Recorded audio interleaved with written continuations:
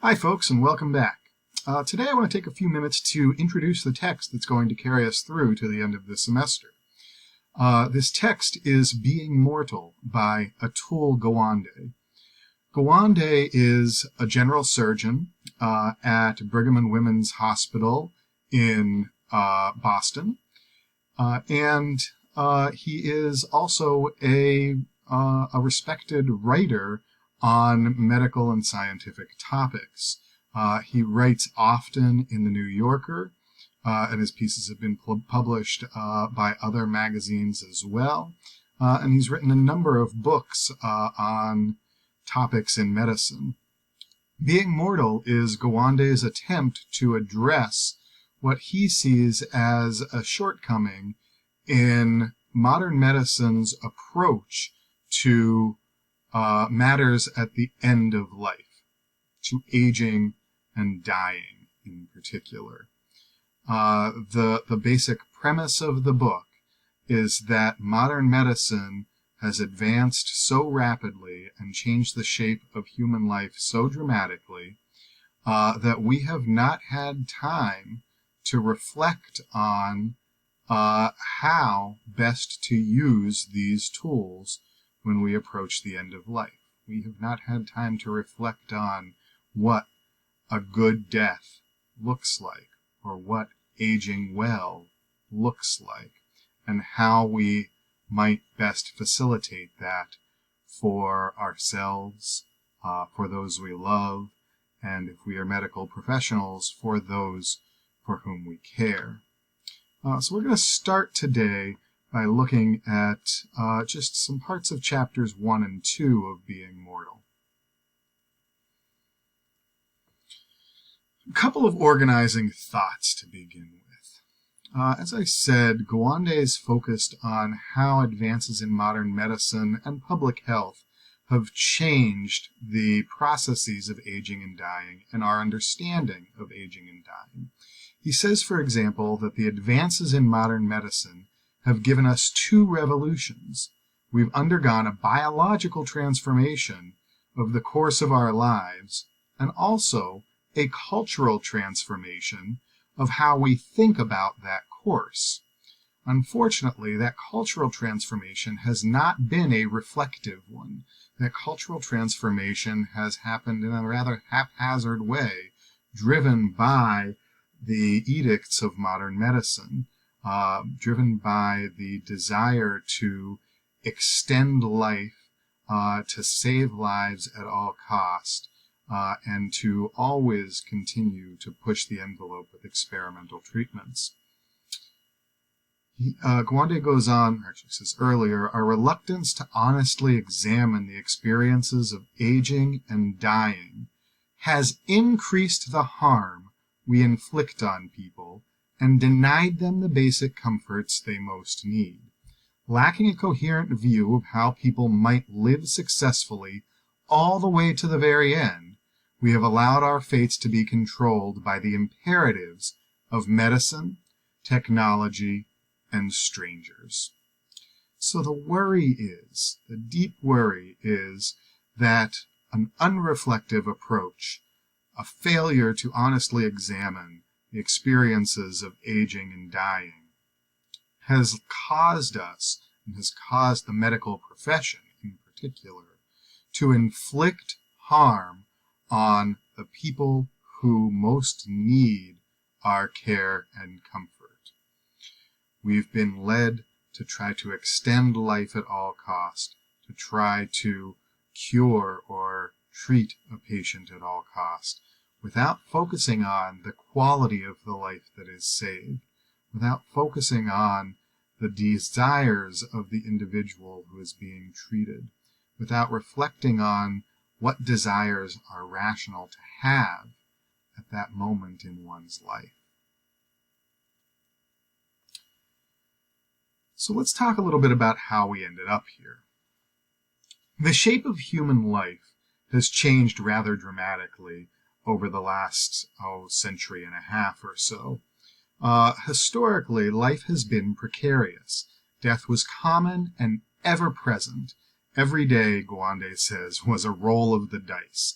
You might be going along happily minding your own business, and fall ill from some infection, and within a matter of hours or days, meet your maker. Or you might be going along, minding your own business, doing your work, cut yourself, become infected, and within a matter of days, be dead. Or break a bone, and within a matter of days, be dead. Or develop cancer, or have a heart attack, or have a stroke, and within a matter of days, be dead. Human life went along rather unceremoniously for a while, and then cratered off of a cliff. That's the historical shape of a human life. There wasn't much that medicine could do to change that. There weren't antibiotics available. There weren't good drugs to treat pain. There weren't opiates, for example, widely available. There weren't surgical interventions that were widely available. And those surgical interventions that they were gruesome and dangerous. So human life often ended rather abruptly. But that all changed with modern medicine and the development of public health programs. They've radically transformed the shape of human life. They've stretched the steep cliff that we used to fall off of into a bumpy hill or a long, slow descent. So now the shape of a human life of a patient, for example, or of a person, for example, suffering from a chronic illness is a kind of punctuated decline.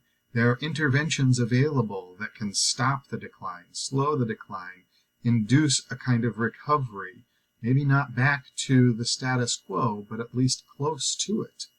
And so the decline is slowed until a final end is reached. And for a healthy person, a person who lives a relatively long and healthy life, well, it's a long, slow descent. Things break down here and there. We age. We become stiffer, less able to engage in physical activities we once enjoyed. We might put on some weight. We might develop hypertension. We might develop arthritis. But we have ways of treating many of these ailments and continuing to stretch this long descent until finally one last thing puts it over the edge, and the inevitable end of every human life arrives. That's death.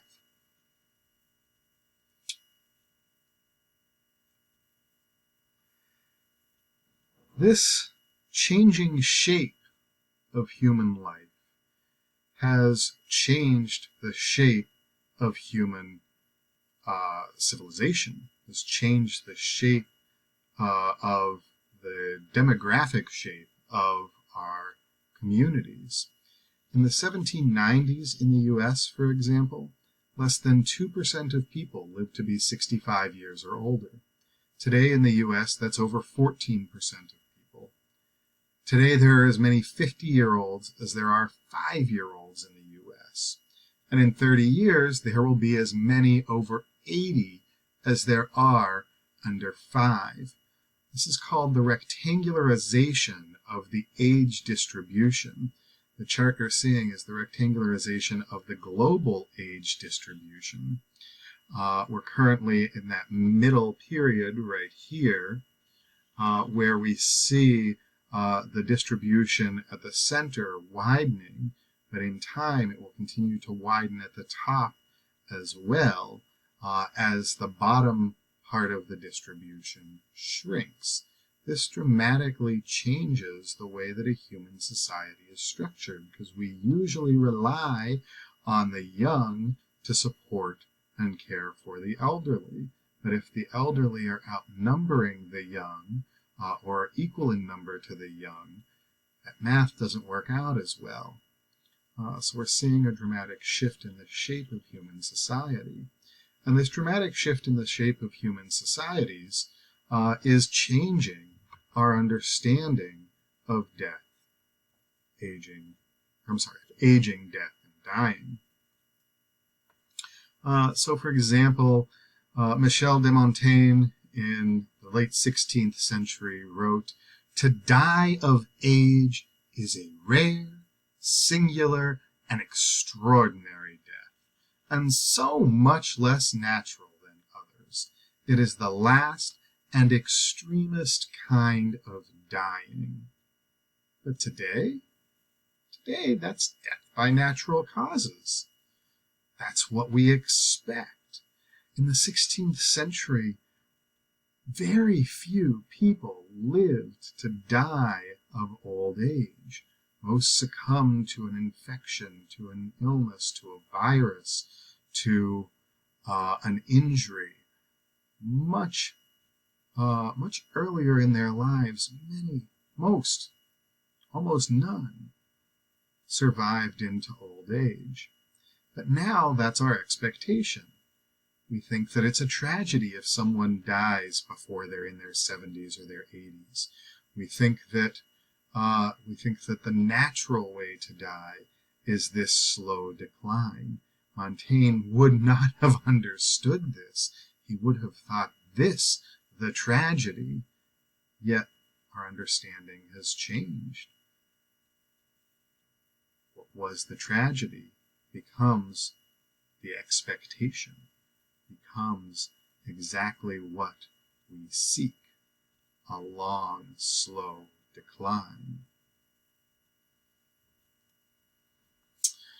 Historically, and in traditional cultures like that of Gwande's grandfather in India, who he writes of in the first chapter of Being Mortal, the elderly are considered a resource. They're rare. They're to be revered. They're guardians of the community's knowledge, full of wisdom, in charge of the family. They are the ones who make decisions. They are the ones who are turned to for guidance. They are the ones who are sought out because of their wisdom. And they are cared for by their families. Their families live with them until their death, because it's not really a burden on the family. It's a privilege. There are so few people who live to that old age. It's a privilege to care for them. This means that the family stays at home, stays near the home. This means especially that the youngest family member stays in the family home and cares for the elderly parent or parents, provides daily care for them, and probably inherits the home as a result. While the older children might inherit some money and might go off and start families of their own, the youngest child stays home and cares for the elderly parent if a parent survives. But this is a privilege to be able to do this. It also means that we have regular encounters with death, that it's something that happens where we can see it, where it is visible. It usually happens in the home. Deaths happen in the home. Funerals happened in the home. Wakes happened in the home. Care for the sick, care for the injured happened in the home. We were forced to confront death on a regular basis. In 1945, it was still the case that most deaths in the U.S. happened in the home. By 1980, only 17% of deaths happened in the home. Today, most of the people who die at home die suddenly of a catastrophic injury or a catastrophic heart attack or stroke, something unexpected. This has changed our relationship to death. We're no longer forced to confront it daily. We're no longer seeing it on a regular basis. We hide it away behind the walls of a hospital. We don't experience it in our daily lives. We don't reflect on it. We don't think carefully about it. It used to be the case that there were texts, Ars Moriendi, the art of dying, that counseled the dying individual and the family on how to make this final passage, on how to navigate this final passage, and how to grieve the loss of a loved one. But there is no art of dying today. We just don't talk about it. We let doctors take the lead. This changing understanding of aging and dying has resulted from changes in medicine, public health, and economic structures, changing economic structures. These have altered the status of aging and dying within our society. The elderly are living longer, so the youngest children aren't staying in the home. They're moving away to work. They're not going to wait it out until mom and dad die. They're going to go out and make a family and a living for themselves. And the children are moving further afield because of the changing economic needs of our society. More and more people are moving away into cities for work or into urban areas for work, leaving their elderly family members behind.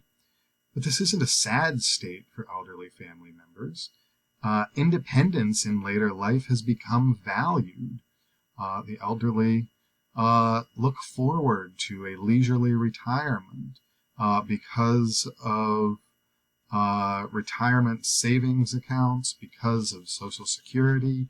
Retirement became attainable and even normal for most people in our society. And this independence is something to be valued and sought after in later life. It's freedom from the encumbrances of raising a family, of caring for the daily care that one's giving to one's family, or the daily devotion one is giving to one's work. One's now free from those and can explore other interests. But this focus on independence, and this lack of familial caring structures that are geographically close to aging family members, fails to grapple with one important fact, the fact of frailty. The elderly still eventually become frail and dependent. This newly found independence of old age cannot last forever, unfortunately. We become, all of us, each of us, dependent on others, more and more dependent on others as we age. We can no longer feed ourselves, dress ourselves, care for ourselves, bathe ourselves at some point, and we need this care. But we haven't built the structures that provide this care in appropriate ways. We lack gerontologists to provide this care within the medical community. We lack the kinds of institutions that might provide this sort of care while maintaining independence and autonomy for elderly adults. And that's what we're going to focus on over the coming weeks. The lack of reflection on this state that we face as our life nears an end. What do we mean when we're talking about frailty? One day spend some time talking about what aging looks like for a human being. The human body doesn't just shut down as it ages. It's like a complex system or a complex machine that has many backup systems. We have 2 kidneys. We have 2 lungs. Right? When one stops working, the other can persist. We have many backup systems, but we face wear and tear, and these systems slowly but surely begin to break down. And frailty is a matter of this continual breakdown of these complex systems. Eventually, the system reaches a point where one more failure will be enough to push it over the edge. And frailty is being in a state where that one more failure is imminent. As Felix Silverstone, the gerontologist who Gowande is talking to in chapter 2 of the text, puts it, we just fall apart. Over time, the human body just falls apart. The systems just break down. But we lack the systems, the social systems, to care for people when they reach that point. We lack the systems within medicine to provide appropriate care for patients when they reach that point. And that's what we hope to wrestle with over the next few weeks. So I will leave it there.